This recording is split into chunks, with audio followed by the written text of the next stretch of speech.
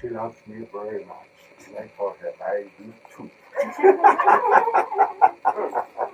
She is very nice. Hasta luego.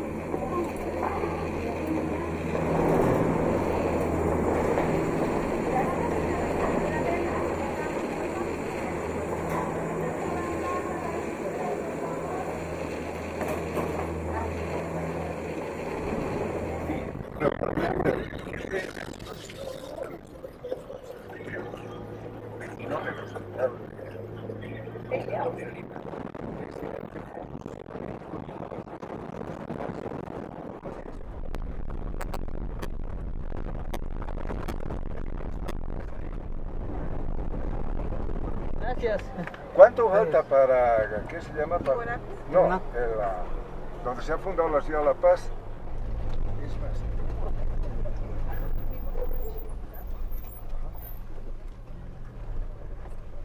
No.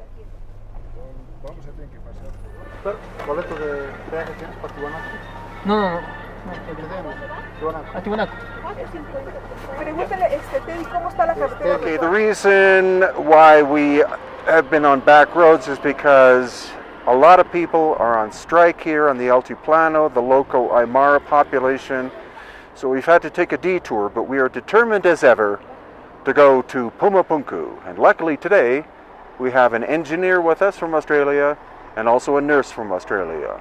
So we'll get their expertise as regards the structures at Puma Punku and any human remains we happen to stumble across.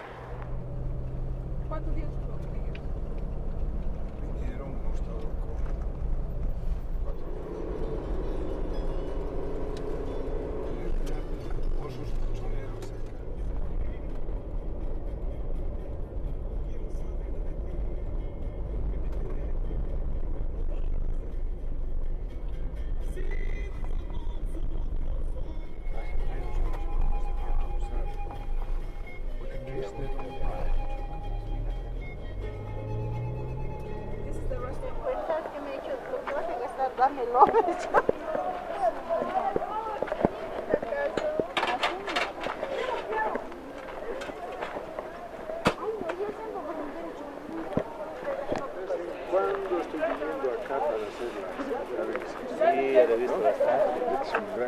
Okay, we're at Tiwanaku with Antonio Portugal, a famous Bolivian author, and has been studying this site for 40 years. We also have the great fortune to have with us Cliff, who is an engineer from Australia. So what we're going to focus on are the surfaces at Puma Punku, and also using a compass, the magnetic, the dead. So as I was trying to say before the battery died, excuse me, we're at 13,000 feet above sea level, and we're going to focus on the surfaces at Puma Punku and also the magnetic anomalies there. So we've brought a really good compass, and we're going to see if there's a relationship between the surfaces, the angles, and the magnetism.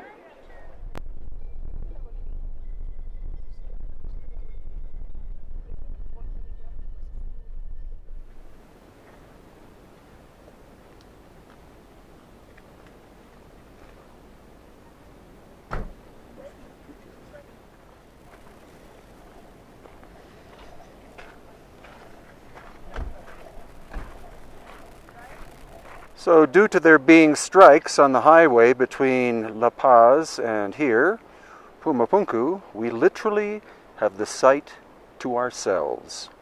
And so that'll allow us to get inside and take detailed measurements, we hope. Welcome to Puma Punku. Yeah, there are two kinds of stone here. There's the gray andesite and the red sandstone. And so we'll see how it's an interesting combination of stones, because the quarry for the red sandstone is over those mountains, about 9 miles in that direction.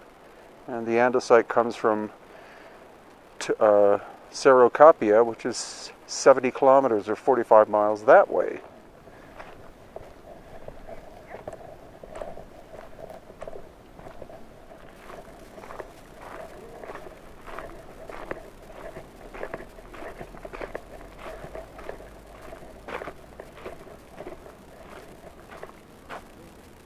Okay, now we know that the H blocks have major magnetic anomalies.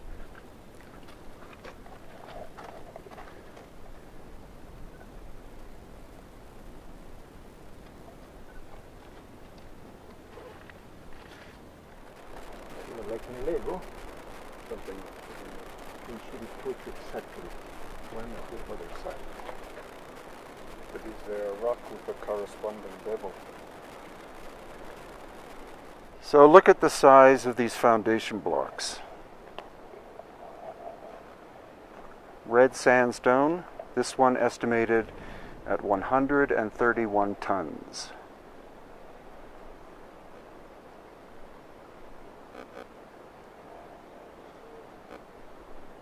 And this one sunk in the ground.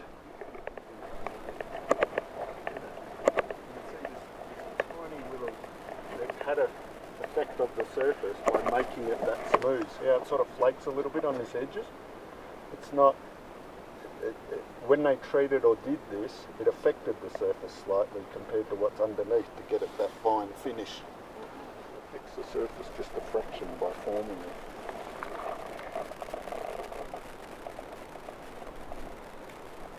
I don't think these would have moved. Otherwise this would be out of alignment. Right. Unless people move. I couldn't imagine people move. So they're yelling us, we have to get out. Whoop. But anyway, we think that's No, we did. We did very well. I'll have a look at that one over there. But some way to use the, for example,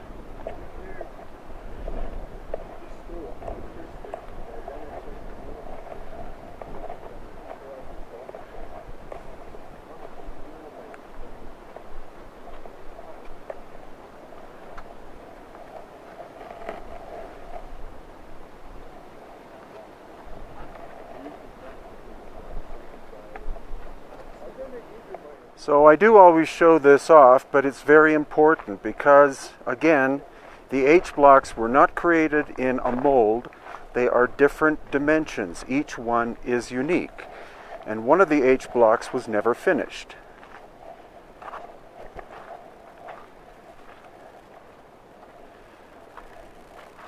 You see the super flat surfaces, crisp corner here. Then we go to the next one, rounded corner, rough, rounded corner here. So this means that this H block was never finished, whereas the others were.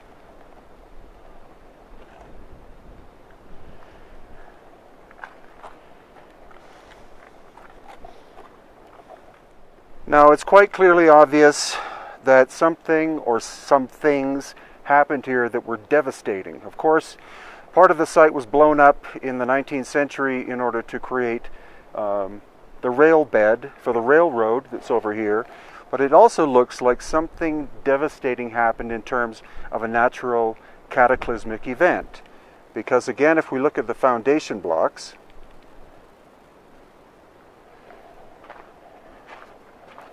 it appears as if this was the foundation made up of huge blocks of red sandstone,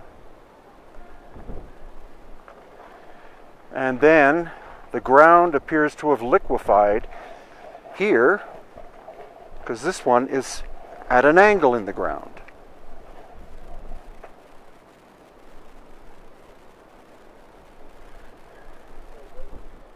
So again, my theory is that there was a cataclysmic event that came from Lake Titicaca in the background.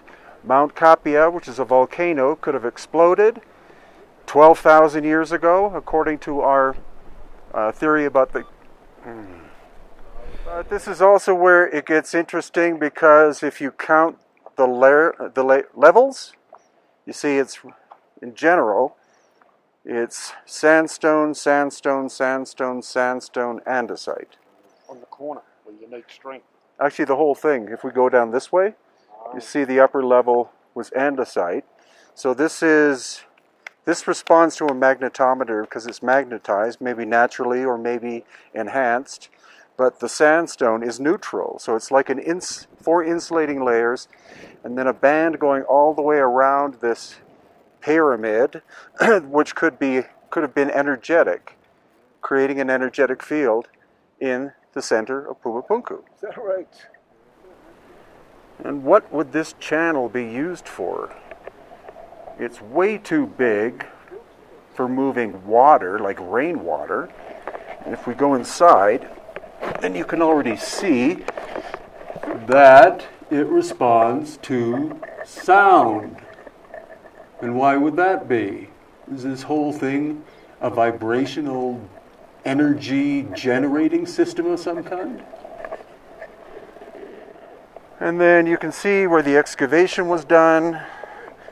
You can see how deep. They dug down more than a meter, so that's possible evidence of a catastrophic wave of mud coming and hitting. And why have they not excavated above? Are there more rows of stones like this located here as well?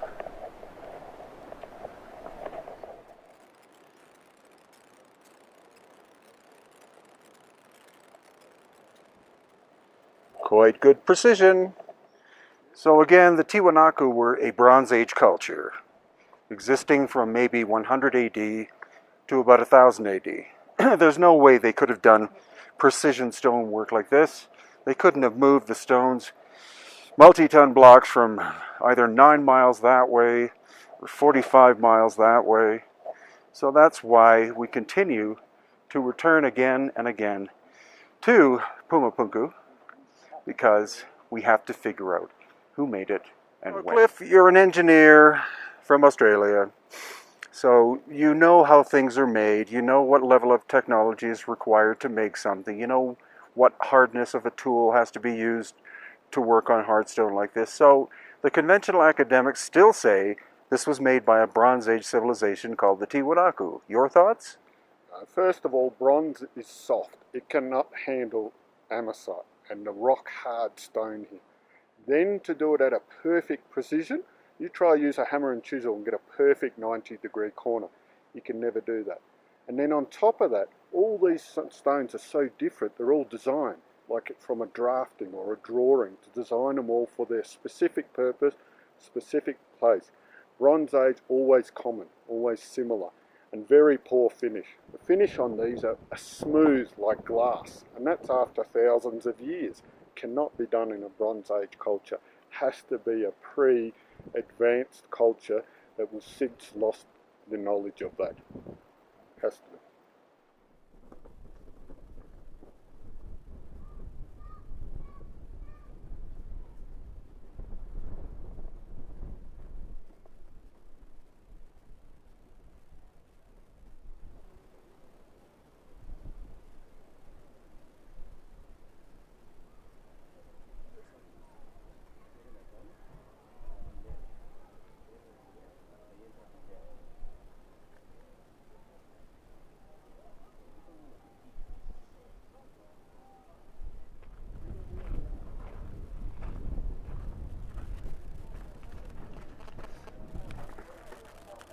Buenas tardes. Buenas tardes. Okay, we're at Tiwanaku on the Altiplano of Bolivia, and today what we're going to do is use two measuring instruments. One is a magnetometer or teslameter, and the other one is a simple compass, and we're going to see if we can find any anomalies in the stones here at 13,000 feet above sea level. Welcome to Tiwanaku! Irene, Estela, Brian, and Clifford. Welcome, welcome, welcome!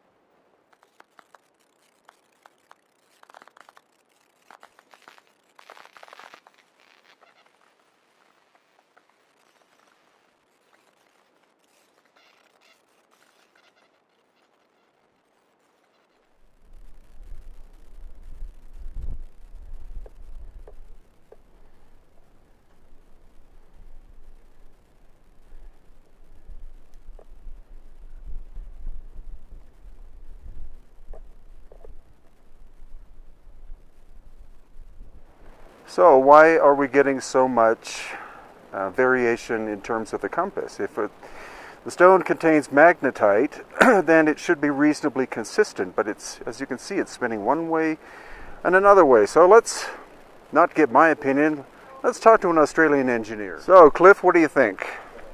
Yeah, well, when I look at the magnetism, you see that it varies through the block, but on that ground there's no magnetism. In the block, there's varying magnetism from one side to the other, and it's not consistent. So that's suggesting that it's been affected in some way and not a naturally occurring magnetism.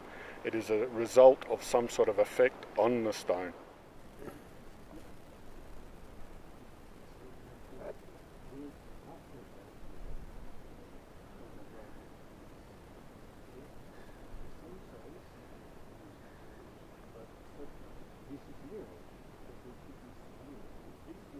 So again, why is there so much variation in the magnetism of that stone?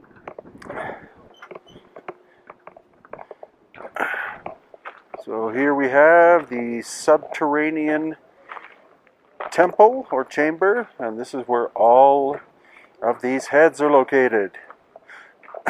Some believe they represent different people from around the world, but they are rather crudely made, and they're also pretty rough.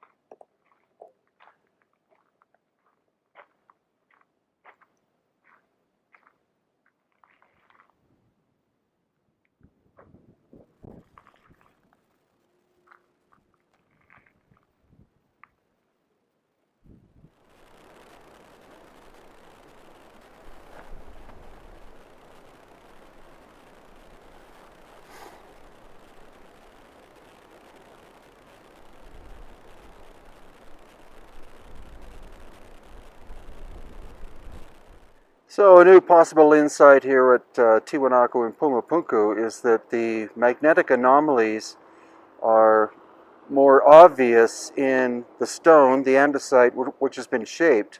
The large monolithic ones that have flat surfaces, very slight variation in magnetism and Tesla meter readings, but the H blocks and some of the other shapes that have signs of manipulation, I'm not going to say cutting, I have no idea what kind of technology was involved here.